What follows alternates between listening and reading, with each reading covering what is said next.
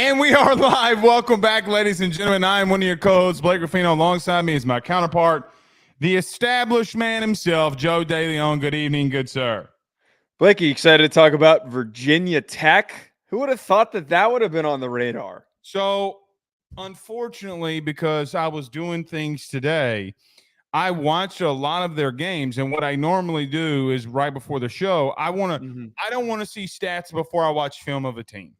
Like, don't show me your stats. Don't show me what you did. I want to see the film before I see anything. Buddy, we got a discussion on our hands here tonight. They have one of the most underrated teams in all of college football. And I think it goes in line with what we talked about a few weeks ago when we talked about NC State. The ACC might be this year's Pac-12 for good and for bad. They might be the conference that puts out a ridiculous amount of teams into the top 25, not maybe to the playoff, but they might have a lot of top 25 teams like the Pac-12 did last year, and then they could hilariously crumble right at the very end of it because of Florida State, North Carolina, Miami, and Clemson trying to get out of the conference. All right, now calm down. Okay. What was so outlandish? There was no hot take there. What was hot takey about that? You're saying that, and we'll get into this, but you're saying that they could be a ranked team. Well, they're a ranked team because they could get there, Virginia Tech, after looking at their schedule because of who they play. Yes. Right? Yes. So you can't say the conference is going to be better than we thought, like the Pac-12. Like, we didn't see Arizona coming out of anywhere. I mean, we really didn't truly know what Colorado was going to be, and we didn't know that what me and you talked a lot about Washington last year, but we didn't think – I mean, you did. The country didn't think that Washington would take that step for a national title. So I understand what you're saying. I'm just very cautious because what the Pac-12 did last year isn't very normal. Like, it is the, how's the old saying go? It's the adage, not the rule.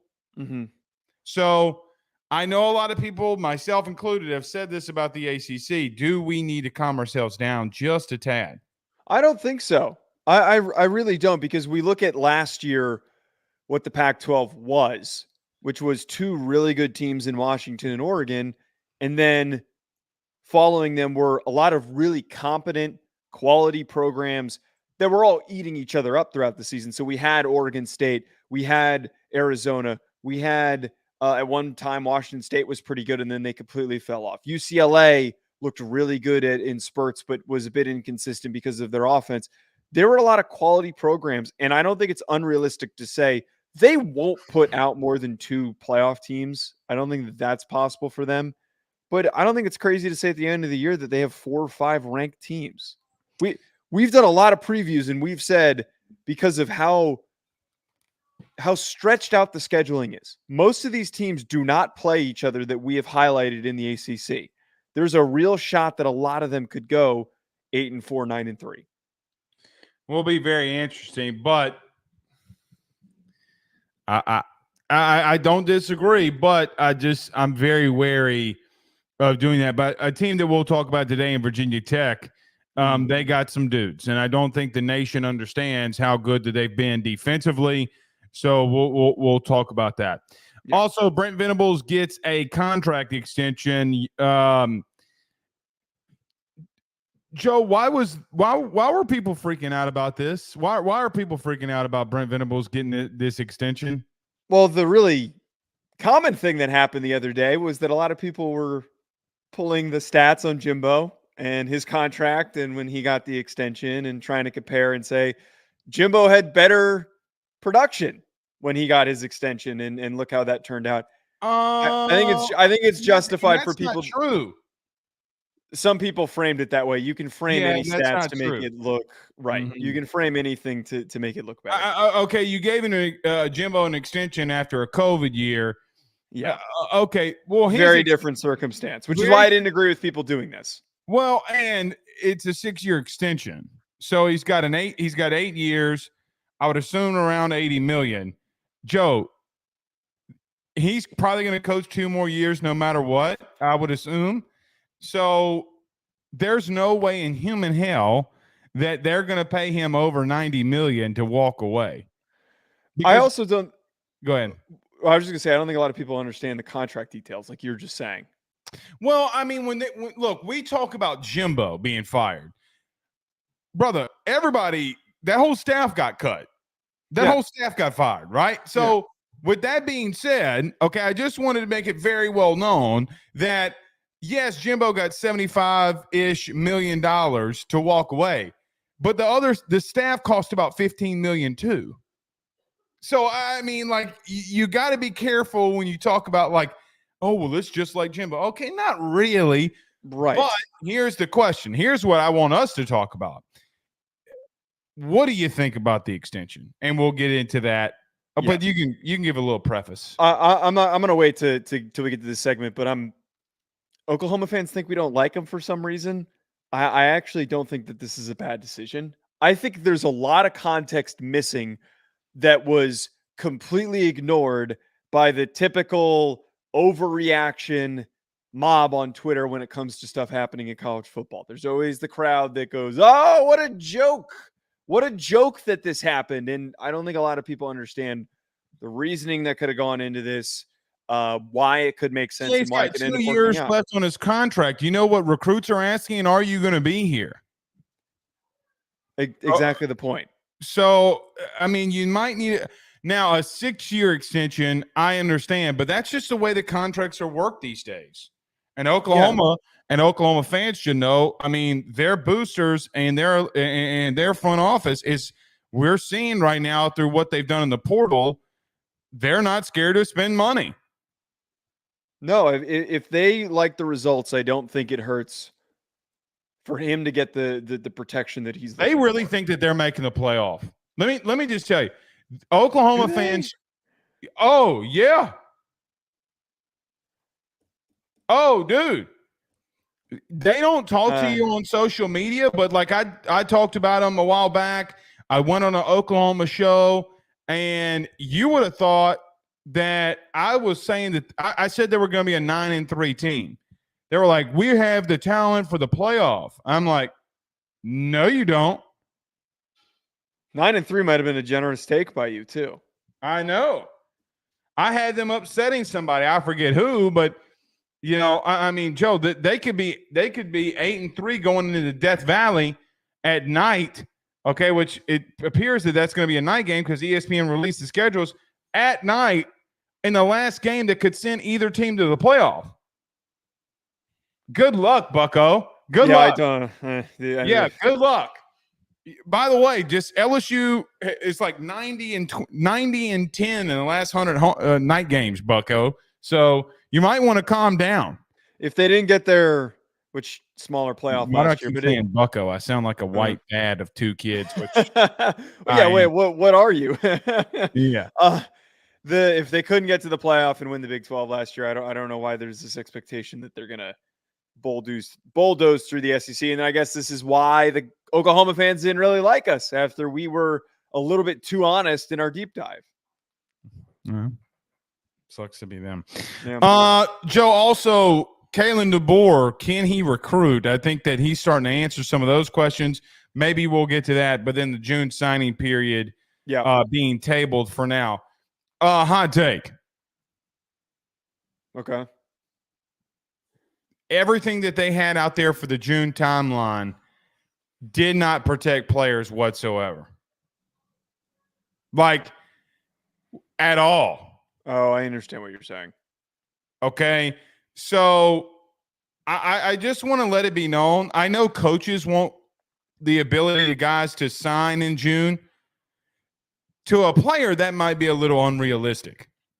Because, Joe, the truth is, a lot of these kids mainly have big years. There's more change from a junior rising into his senior year than any other recruiting aspect. Joe, more than a third of the kids of like in the top 1,000 move up. The others stay stagnant, and then the other ones move down. It's there's kids that come out of nowhere. Don't let them sign in June. Now, I don't know how you feel about this. I get coaches want it, and I understand why they need it. June's a little too much to me. I agree that it's probably a little too early on in the process. And you're 100% right. Just from natural physical athlete development, these kids are not going to hit their peak. Most of them do not hit their peak until they're seniors. Some of them don't until they're in college. So there's a lot on the table here for a lot of these kids. I don't think most of them would actually sign and commit in this early signing period if it was available. But the logistics of it, they need to figure out what that new timeline is, because the current timeline still does not work. It just doesn't. And I don't know when that would be. It should just go back to being February. February was fine. Well, I didn't they think still February have was a February. I mean, they still have February. I Most kids are understand signed it. by then, though. Well, I understand it because more kids are early enrolling. I have a hot take for you. You ready? Mm-hmm. This is going to be highly controversial, and I understand it's highly controversial. If coaches are going to have the ability to openly pay players through NIL and do what they do in NIL, you might have to suffer through going through the playoff during signing day. Sorry. It's going to it's going to happen. I understand it's going to happen, but you can only table it so much.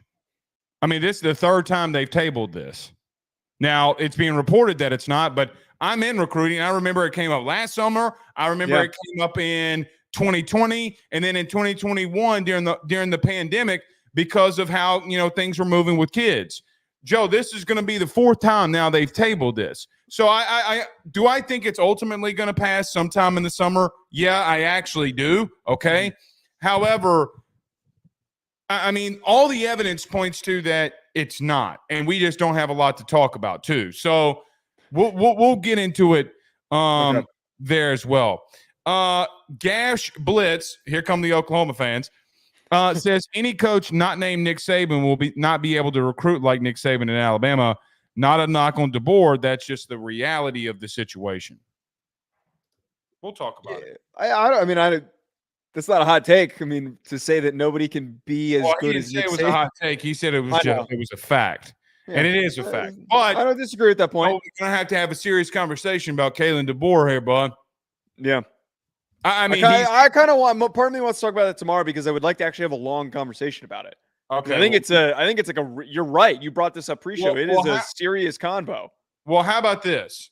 Okay. Let me just give a quick preface because we might not get to it.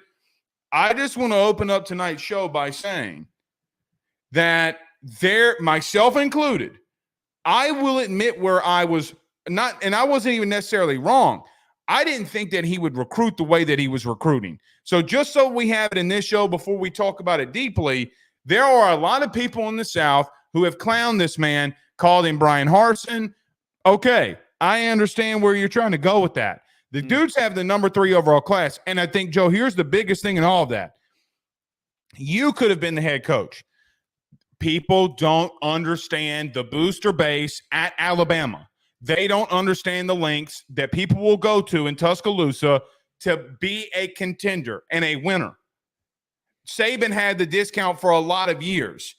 Doesn't mean that Bama doesn't have money and won't outspend people. So I just want to make it very well understood before tomorrow morning and Monday hits that we don't have something on the record by saying you're an idiot by continuously going after this man. By the way, Joe, he's trending for 3 now, 5-star wide receivers. Well, and I think the biggest part here is that the decision by Keelan Russell to decommit from SMU and then commit to Alabama, that was something that was clowned on for some reason. And there were a lot of people. Elite 11. Yeah, anyone who clowned on that, I was like, do you guys realize that Keelan Russell's been one of the biggest trending recruits throughout this process? Oh, by the way, I thought it was one of the dumbest takes when I saw that. Well, look, listen. I'm going to get on my fan base. It was coming from LSU. It was coming from LSU. Well, first off, let me defend the fans. It's not actually coming from the fan base. It's coming from one media head.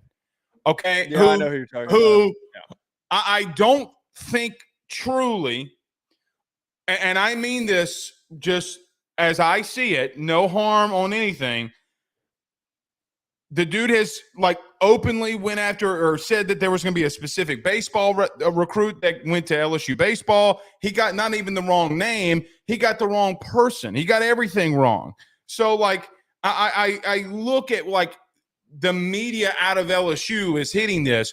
Nobody around here agrees with that. Okay, good. Oh, okay. Because it was it was a very bad take to frame it as, oh, Alabama's taking a kid from SMU. This is so pathetic. LSU fans want Bama to be bad so bad, but don't understand. Some of them idiotically don't understand when the little man said goodbye. It doesn't change the rivalry in reference to Alabama and LSU always having history. It changes the rivalry massively. Yeah. Absolutely. People call me crazy. LSU A&M are more of a rival now with Saban gone, in my opinion, than anything. Well, especially everything that we saw happen this past week. Yeah, that's absolutely. I have no idea what you're. I have no idea what you're talking about. I did absolutely nothing wrong. By the way, I had somebody in my DMs before we get rolling. This was a really good one. A couple of A&M fans attacked me this week, but none better than Jack. Okay, who said you're the most obnoxious and retarded person that's ever been on this platform. And he spelled retarded wrong and he spelled obnoxious wrong. Then he said also learn proper grammar and lose 150 pounds. Hold on here, bitch. You sent this to me and I didn't realize that he misspelled it. Yeah. Oh, that's so funny. That's so goddamn funny. All right, we got a lot to get to. Let's get rolling. Everybody do us a favor by hitting the like and share to all those groups. If you're on Facebook, share to all those social media pages. You're watching us, listening to us on YouTube. Like, subscribe, notification bell, and wherever you listen to podcasts, rate, review, and subscribe. Let's talk about our good friends over at betonline.ag. Brent Venables got an extension. We talk about that next. BetOnline is the fastest and easiest way for you to wager on all of your favorite sports, contests, events with the first-to-market odds and lines. Find reviews for all the news for each league, including Major League Baseball, NFL, NBA, NHL, combat sports, college sports, esports, and even golf. BetOnline continues to be the top online resource for all of your sports information for live in-game betting, props, and futures. Head on over to BetOnline today and use your mobile device to join and make your first sports bet. Use our promo code BELIEVE50, that's BELIEVE50, BLEAV 50, to receive your 50% off welcome bonus on your first deposit. That's betonline.ag, betonline.ag. We're back. You know what else is back? Our Instagram. I want everybody to go over to Instagram and follow us. Okay. I guess I need to start posting on there again. By the way, I was never an Instagram person. I'm in love. Why? You texted me about this the other day. I love it. Yeah. I love it. All right. So go over to the gram. Big Instagram guy now, I guess. I guess so. Well, I get to see the people that are viewing it, and the people that are viewing it, I knew you were always watching. You know, like it. I'll tell you off air. It's really weird. Okay. Really weird. All right. Tell me. Notre Dame fans got to stay out of the. All right. Out of the gram. All right. Brent Venables got a contract extension this week, Joe, in which, ironically, I guess, sent Twitter into and really just the whole college football fan base of everywhere into a tizzy. I was kind of perplexed that people were saying this about Brent Venables. Like, did they not think a contract extension was coming? Or your thoughts on Brent Venables getting an extension? Yeah, I think if you look at it on the surface level, you understand why a lot of people were trying to clown on this. He was 10-3 this past year, but they were 16-10 in his first 2 years. For him to get an extension just at face value, it sounds pretty crazy. Are we not getting ahead of ourselves. Well, when we add all this other information, that one, it's an extension that only takes him through 2029. It's a $51.6 million contract. He's only making $8.5 million a year annually. That doesn't even put him in the top 10 of active coaches. There are 8 SEC coaches that are currently making more than him. There actually might be more than that, but I couldn't even find enough info of coaches that are making more than him in that range of just SEC coaches. But 8.5, what he's expected to make, not a crazy number. I understand why this was done. They're going into their first year in the SEC. I think Brent Venables and his agent are smart enough to see that they've got the 4th hardest schedule in the country. And there's a possibility that the results don't hit as they would hope in their first year in the SEC. We talked about, we think that there is a possibility they get 7-8 wins if there's injuries, things don't go according to plan, whatever it might be. So on their side, they want protection.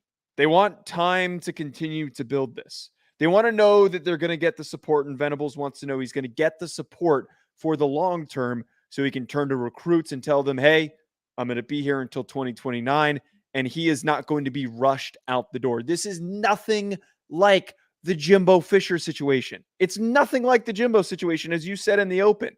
There is a vast, vast difference. There is not $90 million that needs to be paid out if this doesn't work out. It is much smaller than that. Yeah, and you would think that he's going to get 2 seasons, right? And I think he's going to get a pass this year regardless because of number one, he's recruiting. Number 2, that you're going into a new conference. And look, Joe, who's to say that they don't win 9 games? I mean, who's to say? So, I mean, we've talked about them. They got a lot of question marks. You know, what does Jackson Arnold do? They have an offensive line that's up in flux. Joe, on the defensive side of things, they're not that way. Okay, like this team could – I mean, is there a realistic nature that they could have 9 wins in year one or year one in the SEC? Yes. Totally. I agree with you in reference to this not being Jimbo, which was probably the biggest thing that I saw that people were pushing back on. And I'm like, dude, it's not even remotely comparable. Okay, because you gave this man $100 million guaranteed. Like, that's not, I mean, if you get to a $50 million type of buyout, I understand that. Things can be reduced. All I'm saying here is I understand, but that's what the going rate is for a coach. If you want to be on the premier, you got to show everybody in the country that you will pay premier top dollar for you to come here. Oh, by the way, there were a lot of people. I remember a lot of people who said during the Lincoln Riley thing nationally, not fan base, nationally, that said that, well, Oklahoma just couldn't compete with USC when it came to paying what they need to pay. Well, that's come to pass in reference to look what they've done in recruiting. You know, the Demonic Williams thing was a big time deal. If they're really paying that much for recruits. Joe, but the main thing about what I didn't understand about this and why I don't think it's a big deal, and I'll get to on field in just a minute. Joe, we have a recruiting aspect that we have to understand here. If I'm a parent, okay, and me and my family, or my son and my family are trending towards Oklahoma, as a father, I'm going to be thinking in the back of my mind, well, hey, man, this guy's only going to be here for 2 years. I mean, he's only got a 2-year contract. Oh, we might be going – my son might be a freshman by the time that this guy's on the last year of his contract. Why would I send my son to a place that I don't know if you're fully balled in on him? It's always been a recruiting tactic. It's why Jimbo got extended. Yeah. So the next year they were coming off the best recruiting year ever, literally by the number. So they did what they needed to do in A&M. The problem was that Jimbo didn't adapt. That's not on A&M's fault. A&M did exactly what they needed to do to make Jimbo successful. Okay? Oh, well, it failed. Well, do you think that Alabama, do you think Georgia, do you think – I'm going to say this, but hold on. Notre Dame, Notre Dame has changed some ways to start helping Marcus Freeman in recruiting. Yes, that's true. You're not wrong there. That we've talked about this. They've made less restrictions on admitting guys. You got to show that you're all in from a recruiting aspect. But Joe, you talk about on the field, and this is a tricky situation. He is 16-10. But we've also seen, like, everybody wants to say, oh, I can't believe they extended it. Joe, we've literally seen national championship level coaches. I'm not saying Brent Venables is, but first year go 6-7, second year go 9-3 or 10-3, third year go to a national title. I wonder who's done that, Mr. Blake. Oh, well, the greatest coach of all time not did it once. He did it twice in the SEC. Yeah. Okay, at 2 different programs. So I know everybody wants to go to one extreme and always be on the negative side of things, but you got to look and be positive in reference to, look, man, they're not a bad football team right now. And you thinking that they could come, Joe, they're going to upset somebody that they shouldn't or come really goddamn close to doing it. So all I'm going to say is that I don't understand the Venables hate when he literally is coming off a 10-win season. And I think that this is why I freaking hate, and you did a really good job of like painting this picture. I freaking hate when we try to compare players' history, coaches' history, whatever it might be. Every coach that's done something in these power conferences, you'll always see someone pull a reference to Nick Saban like you just did. And I'm not knocking you for doing that. My point is that we can find comparisons with statistic and numbers easily. It's so freaking easy, which is why I think it's so stupid to do the whole Jimbo comparison. They're nothing alike. I mean, Joe, historically speaking, when you talk about where was Brent Venables? Clemson. Oh, okay. Well, successful coaches in the SEC have historically done what? Rebuild year 1, start establishing year 2, contender year 3. He's also never been a head coach before, too. You know what you could be? You could be Florida. Well, right. This is also another very good point is that you look at, and I think that Billy Napier, the amount that he's making is like 7.5, something like that. It's not far off from the amount that Venables is now making.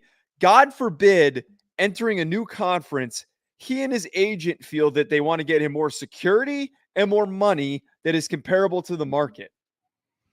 Like, well, why are we shocked by this? This is how contract negotiations work in any industry. Well, any opportunity to make more money, you're going to use it. I mean, dude, but look at who Brent Venables has been with his entire career. I mean, guys that are national championship coaches. Joe, what's the likelihood? And I hate to say it like this, DCs or OCs that have been on national contending teams historically pan out. You can point to so many different scenarios in the NFL and college football. That's literally how your head coach came up. Your head coach didn't get a head coaching job in his first gig and work his way up. It's not how it works. Now, Brian Kelly did, okay? But when I did my research, he was like the only one. He coached softball. So I'm like, holy shit. You mean the dude with the most wins in college football at the current moment literally was coaching football and softball at a Catholic school. So what's it? Here was a comparison of what I was going to go into with you here. I understand that Venables had a bad year 1, but I think that Venables had a tougher situation than what a Dan Lanning did. Okay, as an example. Joe, what's the real difference at this exact moment between Dan Lanning and Brent Venables? What's different? Yeah, because one coach got to a conference championship game. Both of them are 10-win teams. Yeah, but Lanning's first year was also much better than. But he also didn't have to replace the situation that what Venables did. Man, I want to pull an old video of you. I pulled that comment and I said exactly those words. I said, I give Brent Venables the benefit of the doubt. I think it was this time last year. I said, I give him the benefit of the doubt. I think Oklahoma. This is my take. Hold on. I'm asking you. What's the difference between him and Brent? What's the difference between Brent Venables and Dan Lanning? The difference is Brent Venables took over a team that was completely a ripped apart roster because Lincoln Riley left and took a bunch of dudes with him, and the rest left to go to other schools. It was So a what's the really difference? messed up first year situation. The starting point, Dan Lanning took over an already established roster that had been recruited well for multiple years by Mario Cristobal. That's the difference. And which a lot of guys didn't leave. Guys stayed there. So, I mean, there comes a point in, look, man, it's very difficult to have, when you're a new coach, 10-win seasons. Now, you got it in the Big 12. Now, here's the real question mark. If you want to know if Brent Venables really works or not, wait until he sees this schedule. Because he's got a way of brutal putting it. Okay? So, but you can't go into a situation scared, oh, we might owe this guy a crap load of money. You're going to have to spend money to make money. I know it's a Billy Napier saying, but no, that's been a saying for long before Billy, and it'll be one long after him. I just fully believe in my heart that you can't look at a coach in year 2 and say, hey, he's not have us in the right way by what he's done. I also think, too, that what was misconstrued when we did our deep dive, if with this difficult schedule they go 8-4, I don't think that that's a bad season. I'm not projecting. I don't think it's a bad season either. It's really not, and I don't think it proves that he didn't deserve the extension if they go 8-4. If they go 5-7, yes, absolutely. Okay. We're going to revisit this and we're going to be saying, well, and then there'll be shit. a steamboat type of situation, but they're not. They're not doing that. That's not happening. No. Because historically, too, man, defensive head coaches, okay, they are having to make adjustments all the time. So when you need to make offensive adjustments, they're like, yeah, okay, all right. You know, like when Saban said that all DCs should be a part of the Taliban. That's how much. All OCs should be a part of the Taliban because we're always, having to innovate. They're like, I hate them like I hate the Taliban. So all I'm saying here is I think that the year 1 is the core. I was trying to say all this to finish with this. Yeah. The reason people are out on Brent Venables is because of the core in year 1 that he had, or the bad year he had in year 1. But Dan Lanning, as an example, had a very better situation. Brian Kelly had a very bad situation too, but he's been a head coach for 97 years. Okay, the man has literally rebuilt 3 other places. This going to be number 4. I just don't think it's fair to him, which I was trying to get at this entire time, but painting a 15-minute picture on how to do it. Well, that's good radio. Painting a 15-minute picture. That's how you do it. But I agree with you. I think that it's okay to feel cautious about the outcome of this, but at the same time, his situation is very, very, very unique. And we need to understand that there is a runway for this to work out. It just might not be right away. And an 8-4 season does not mean that this contract extension was a failure. And more importantly, he has not been given a deal that makes him a top 5 highest paid head coach. That's not what was just handed to him. Which is so wild here. Yeah. So wild. Anyway. All right, you want to get to Virginia Tech here? Yeah, let's do it. Joe, we continue on our deep dives, and this time we go to Virginia. Not the Cavaliers. We're going to Virginia Tech. Hokies. The Hokies. What is a Hokie? It's a turkey. I know, I'm joking. It's a very commonly said thing, and never mind. I'll never forget this as long as I live. I have a really good friend, David Hofstadter, and his dad, God rest his soul. We were talking about the LSU game when we were in high school at David's house, and he said, David said, "Wait, they're playing Virginia Tech this weekend," or somebody said that. I'm like, "Yeah, the Hokies."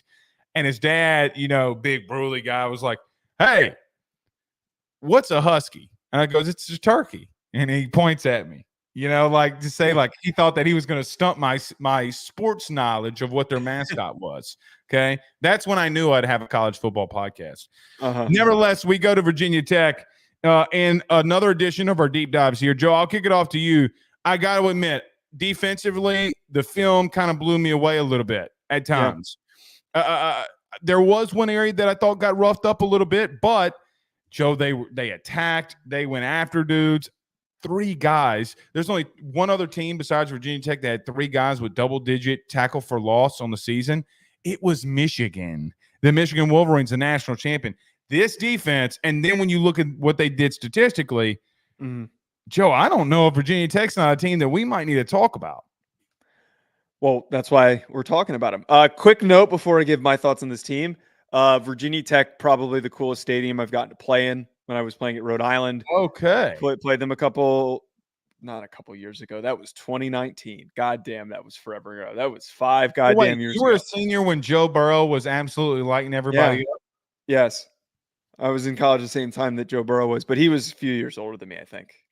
But regardless, also technically a Hokie fan because my brother went there, his fiance went there, they met there at Virginia Tech, so indirectly some relationship here why I forced us to talk about them.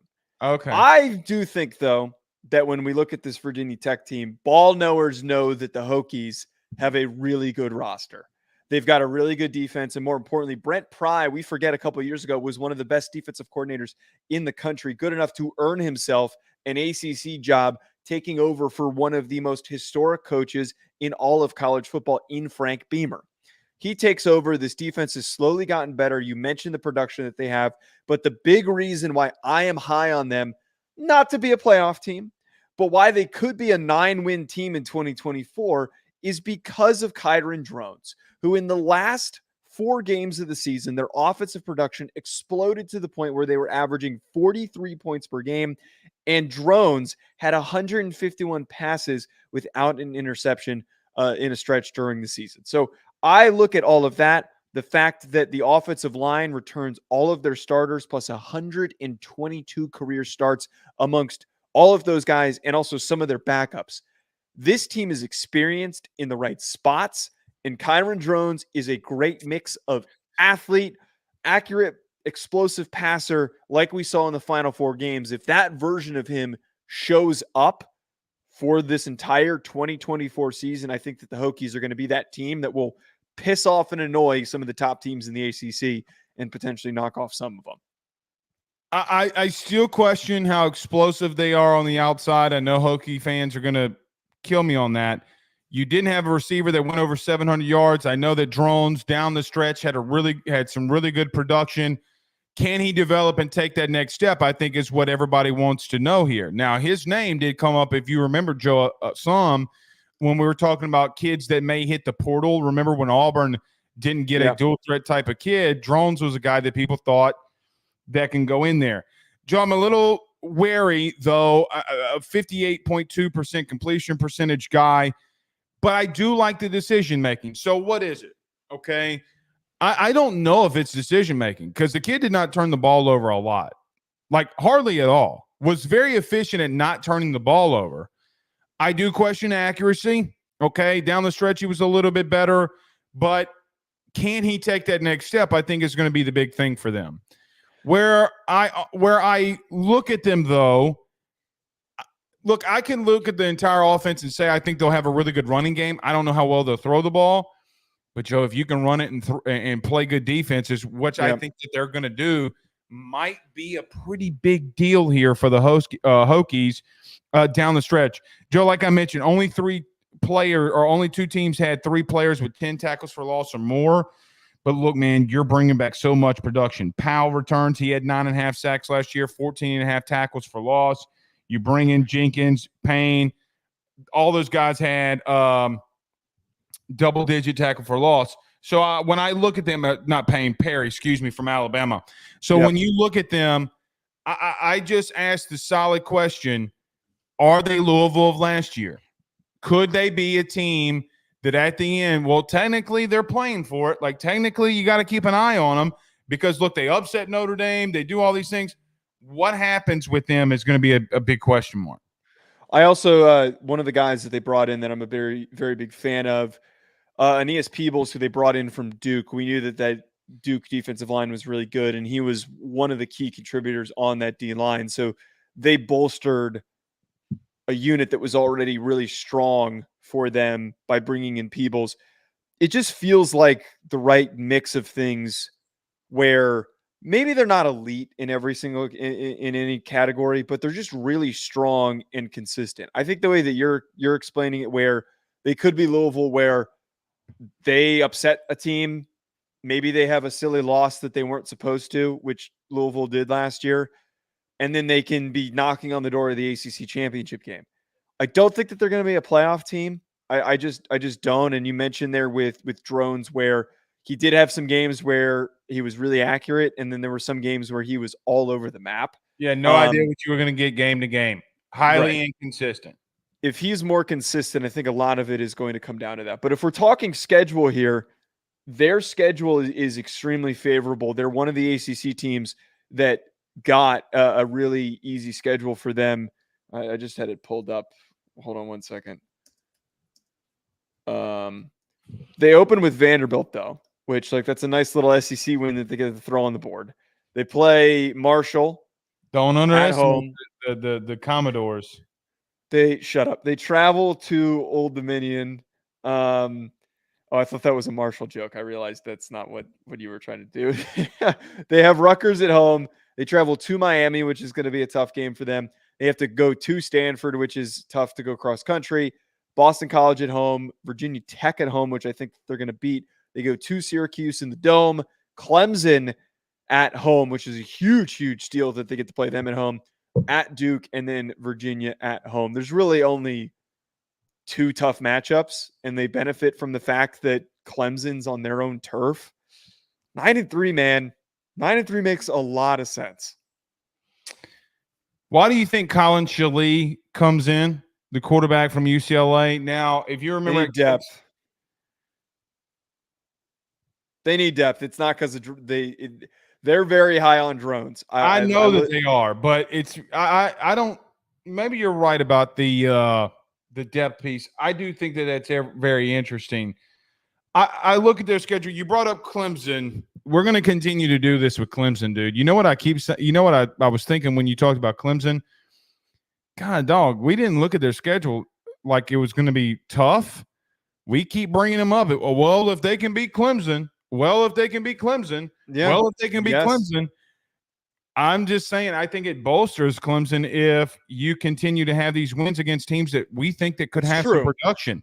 So you can only bring up Clemson so much now because every ACC team that we have brought up, and we did a deep dive on Clemson, you keep bringing them up there. So just a little side piece for the Tigers. I agree with you. I do question, their run defense. Now, I talked pretty glowingly about them. Joe, 57th in the country last year in run defense, I don't think is great. I think they got better after the passer. They made a lot of explosive plays.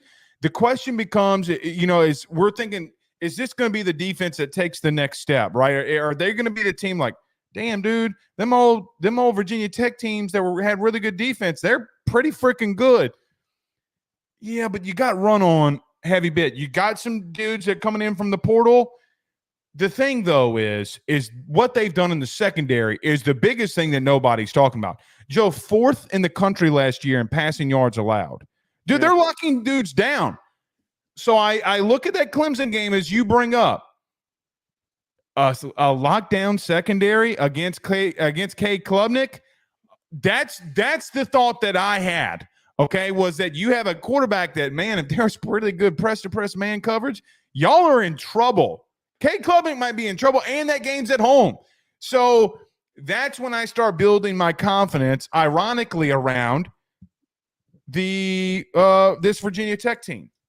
And we had a conversation about Dorian Strong before this. He was one of the best corners in the country. Very experienced. He's a graduate Number 1 in the ACC in passes, defenses, 2nd in the ACC in interceptions. Yeah, I really think that their secondary is going to be a strong suit for them. But what really does come back to all of this, and why I really like what Virginia Tech brings to the table in 2024, is that they have a defensive-minded head coach that is a brilliant defensive mind.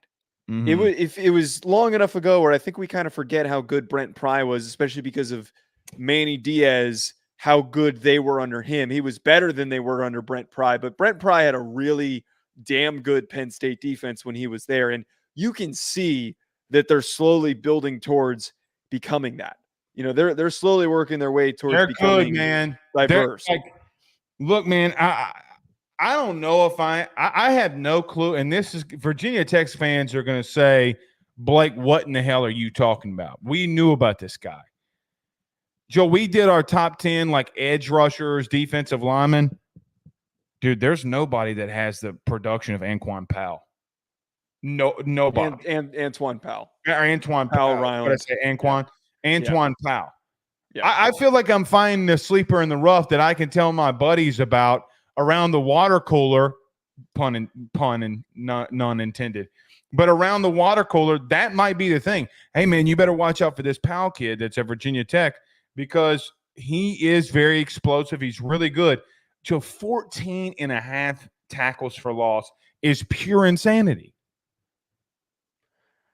And you're bringing up a good point here, where like a lot of, from a national perspective, Virginia Tech that's what wasn't on our radar. National, yeah, you're right. I didn't end the piece there. We're not talking about him nationally. I feel like I'm like from a big time standpoint, he's not being talked about. But continue. I'm sorry for. Well, all I was gonna say is like it's the same boat for me. I knew about drones. I knew about Dorian Strong, but for some reason there hasn't been any national coverage for Antoine Powell Ryland.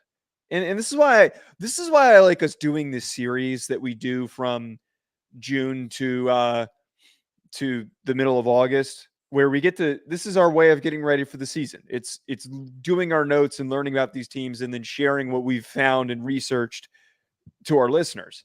And I'm curious to figure out more about this kid. Like I want to actually break down his tape because the production that you're mentioning.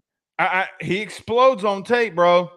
I mean, you can't have that many tackles for loss and not be an explosive dude. By the way, Florida transfer. He's at Florida. Yeah. I just texted a good friend of the show, Ryan Roberts, to see if he's watched his tape or not. Okay. I've seen nobody talk about this kid. I want to know what we're missing. Back to their defense. Look, Kelly Lawson, had 80 tackles last year, 2.5 tackles for loss, or 2 sacks, 2.5 sacks, 7.5 tackles for loss. Look, they're just stacked, man. I mean, when you got a really good back seven, Joe, you can be in any game in today's league. Can they fix the leaks that they had at times in the running game? You bring in some guys. Joe, I think here's the biggest thing for them defensively, though. Nine dudes are seniors, or redshirted juniors that are on their 2 deep or starters. So their backups are dudes that have experience. They've been around the block. And what do we say every year, man? Okay, yeah, you have the Caleb Downses of the world. Well, why was Nick's defense so good this year? He had some really good players. Okay, true. He had a shitload of seniors too, a shitload of older guys that had been there. So bottom line for me is if there's a team in the ACC, I think I might be convinced. Defensively, I know that they're going to give you something. Joe, it comes down to offensively. What can they do? Here's the only thing.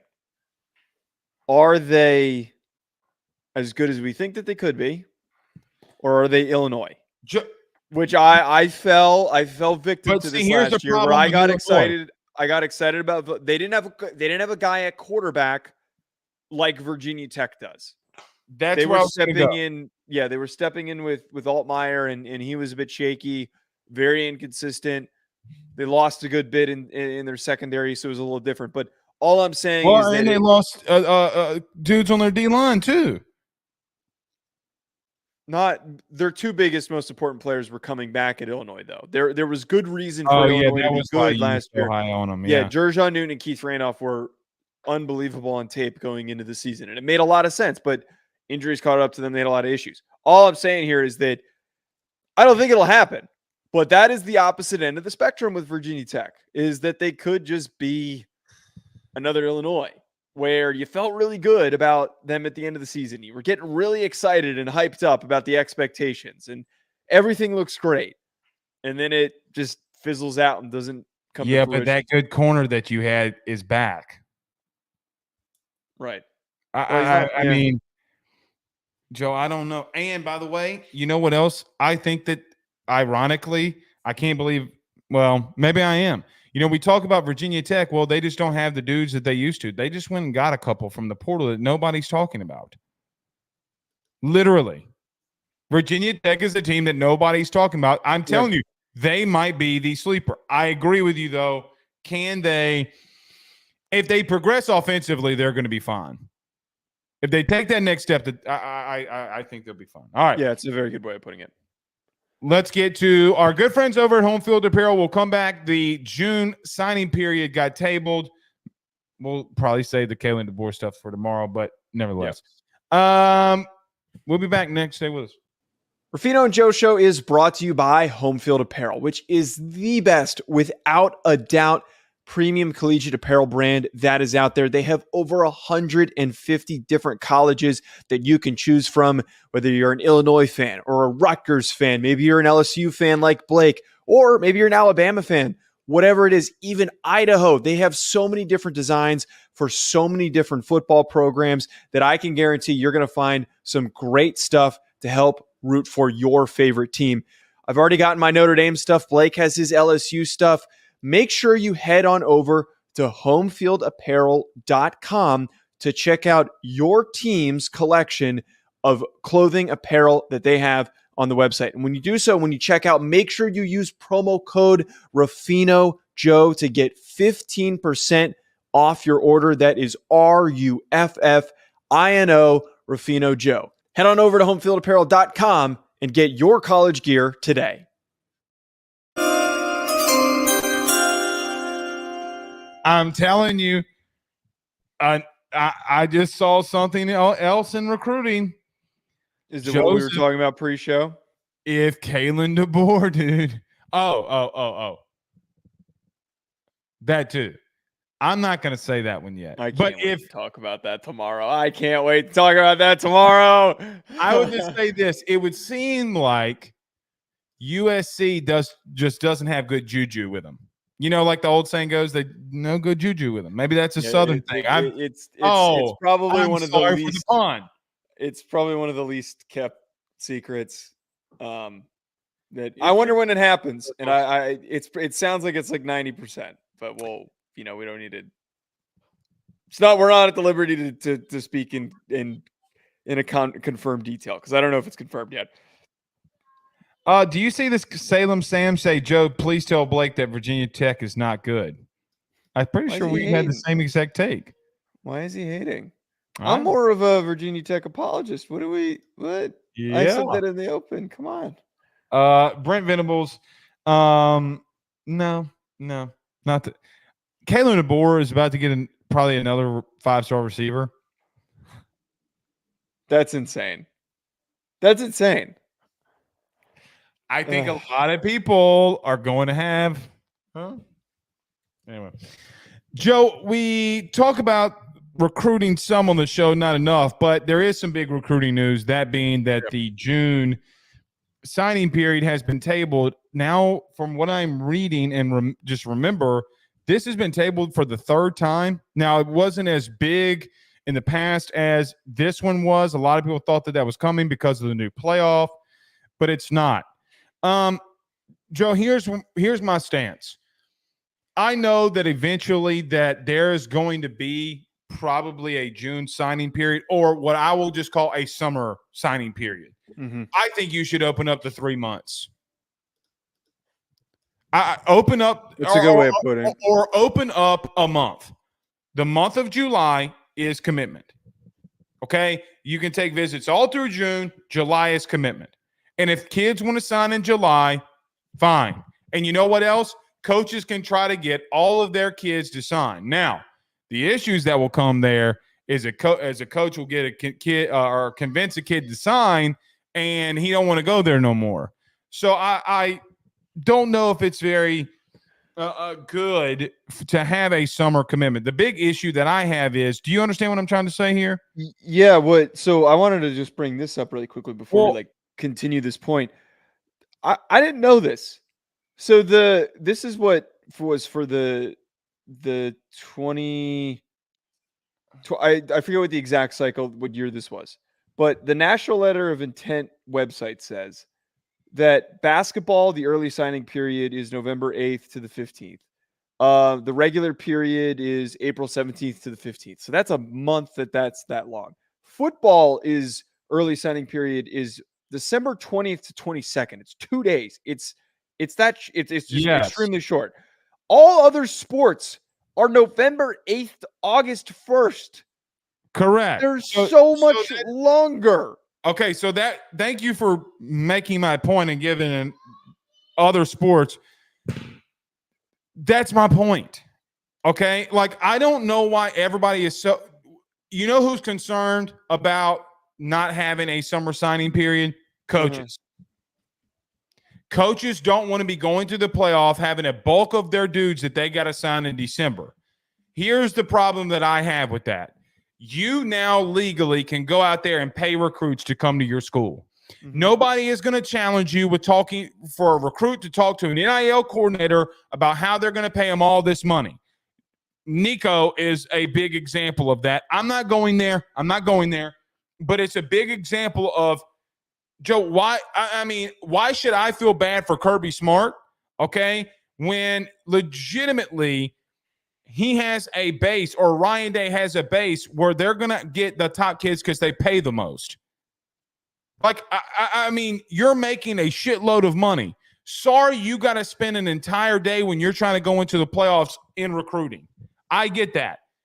Joe, there's a lot of companies that try to hit Q4 numbers going in at the end of the year to make all of their numbers look great. I just don't understand why we're trying to pander to everybody.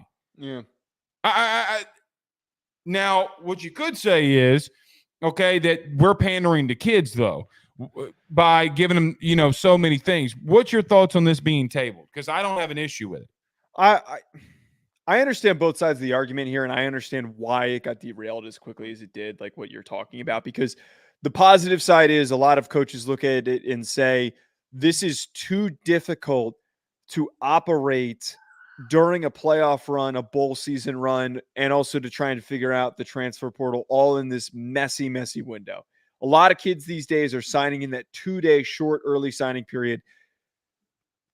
The other side is you can't sign kids that early before their senior season. It just doesn't work. But I think for the fact that most other sports, like I remember growing up, kids I went to high school with that played lacrosse, played baseball, played all these sports, and they were committed when they were juniors and they signed when they were juniors. Like a lot of them signed really freaking early. If all these other sports are able to do it and it doesn't affect anything, and they kind of have to because spring seasons are too close to graduation, whatever. They should open up the window. I think you bring up a good solution, one that I didn't even think about.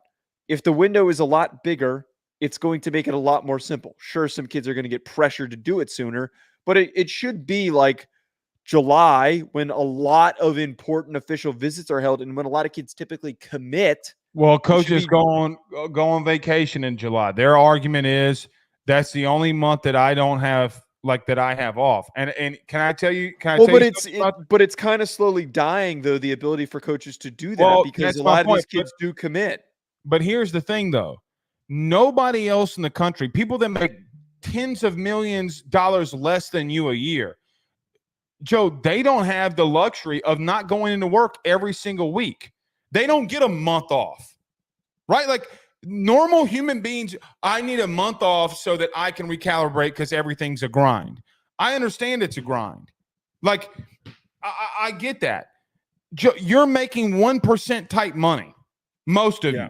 Yeah. Okay? Not all of you, but most of you are. Spare me your inconveniences for having to work when you're making that caliber of money. And most of them retire quite early. But most of them don't work until they're 65, 70 in other industries. Well, like a lot of them. Well, I get you want to go on vacation with your kids. Yeah. I get all that. I understand all of that. I agree with you that aspect of things. This is why I'm so critical of like some coaches. I try not to be critical of players, but like I like when people got mad at me for we didn't talk about Shane Beamer today. We should probably talk about him tomorrow. Like the whole Shane Beamer thing, for me getting pissed off about him and him being corny, those dudes are making ridiculous amounts of money. they're allowed to be criticized when they act weird and they don't know how to talk to the media and they're assholes and they're also not good at their job. They deserve to get criticized. Okay, like that's plain and simple.